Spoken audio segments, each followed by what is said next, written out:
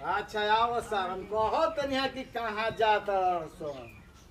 आ कहाँ लिपस्टिक लगावती है इहे ले आओ सारा जे लोग दोनों जानो के बता दे तनी आ हौ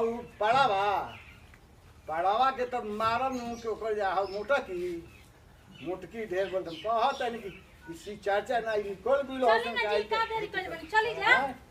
कातना बाप रे बाप कातना आदमी जुटल रहे कातना नीक लागत कहाँ गइल कहाँ जात कहां जतनी घरे जतनी घरे हां हौ आई रहे पैसा खातिर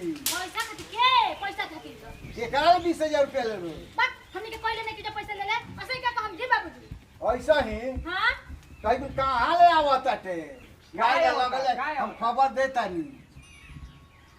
हां हाय बूढ़ियो चल जाती है पैसा जी रो पैसा कहले बनी तो का करेला 20000 रुपया मांगतल है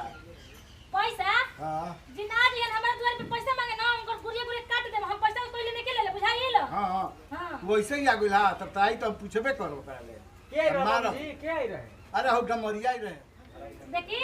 हमनी के कोई पैसा नहीं के ले ले बुझाई लो पैसा कहले बनी तो ए बुढ़ऊ का हमार पतोय कोई से कर्ज ना मांगे जाले हां मम्मी जी अच्छा तू चुप जा तू मैं जानता हूं अब जानते तारा ना बुझाई को का जाना तनी ई मानो ना ले बुझाई, बेटा जानो ले ना। होता तो वो अपन काजर गुना हां हां ठीक बाटे तू जा घर में तारा ई कहीं के खेला ना बुझाई हां का करता से कर्ज ले होता से ऊ ए हाँ, बाबूजी तब, हाँ, सुनी तब। हमनी के कोई पैसा नहीं के ले ले आ चीन निस्तीना नस्तनो आ जे पैसा लेबे खातिर हमनी के नो दुआरी पे धैला तर धक दर कच के मंगा दे ठीक के बा बुझाई ठीक है बा। चली जी घर में चली तारा ना बतियाओ उनका तू के कहाँ बताओ। जाता? का हो बाबूजी चली। का ई बूढ़ा पगल आइल बड़ आई ना जी का करी हम यहाँ अरे, के? बुझल बैठ समझे ना। बबुआ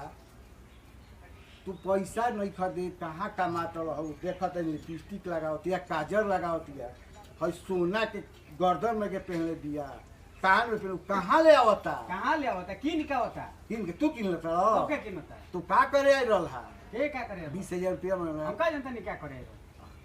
अच्छा ठीक है अगर कह दी आ जाई तो तोरा के लाते मुके जे कान गलत की हां हमनी के कोनो पैसा नहीं ले ले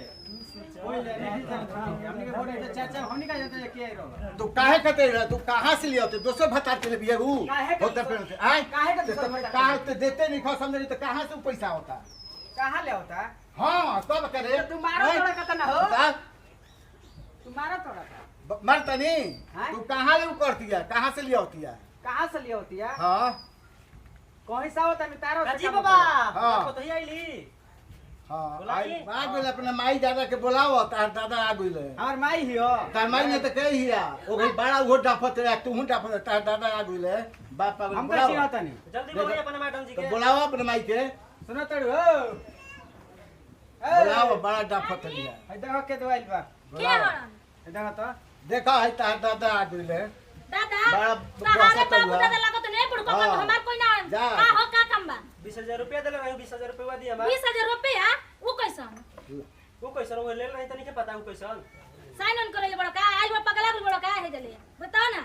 पैसा देबे के नहीं काम उठा के आ जतड़ा तो पैसा देबे नहीं कैसन पैसा बताओ ना कहां देले रह कब देले रह कौना के का पैसा सबूत देले बा रह? बताओ का सबूत बा अरे वो जो बाजारिया में देले रही बाजारिया में अरे झूठों कहते का रे हम झूठ हुड़ कहीं देले बात नहीं हां बाजारिया में बड़ा देले बोलते कहां ले ले कहत रह सुन रौदा देले कहां तो देले बन पैसा बात नहीं। अब पहले ए कर बाबूजी झूठ बोलता है पैसा हमनी के 20000 नहीं रुपया देले ले बानी तो झूठ बोलते पैसा बारे में पैसा ठीक 2000 है रुपया लेकिन हमने ना कहां खर्च कर देता है बात पहले बताओ कहां पैसा 2000 रुपया बताओ 2000 ना 20000 20000 हां तार बाबू 20000 देखले हो ना आज भाई 20000 देखावे राय में से जमने रही लाई वही रही चल जा ना तो देखत न बोंग ऐसा नहीं हो जीवा देले बड़ा पैसा हमनी के जेबे ओए नहीं देखो। पैसा देले 20000 रुपया जीवन देके में पैसा देखो दे तो बड़े। कहना कुली कब पे का? लू है आज तो हाँ? सर हमारे दुआरी पे तो कहां मार कहत रही सो पैसा भिक मांगवनी है बड़ कुकुर लेखा दी बारा सरी बा सबूत कोनो हाय देखी हम कहत रहे बाबू हम पैसा निकले ले तो हम का जाने की झूठो क्या बता ए बाबूजी जानत नहीं खी आजकल ऐसा आदमी हो गल बना नो तो कोई के पेन्हल ओढ़ल देखा दानो हाँ, हाँ, छोटो को हाँ। लगाने लगा दे तो बेटा को तो ही के हां जाने ई जरूरत है से तालो के देख हमनी के आगा बढ़ल ना दूसरा के कोई कह देता त सही मान लेता तो हम का जानू आओ तक हमेशा होत रहत अरे बुढ़को कनु तनी बुद्धि ले काम ल बुढ़ैला उनकर दिमाग वो काम हम नहीं के करत सठिया चल घर में में का? हम कोई के पैसा नहीं के ले ले ना, वो तो भाग गइल।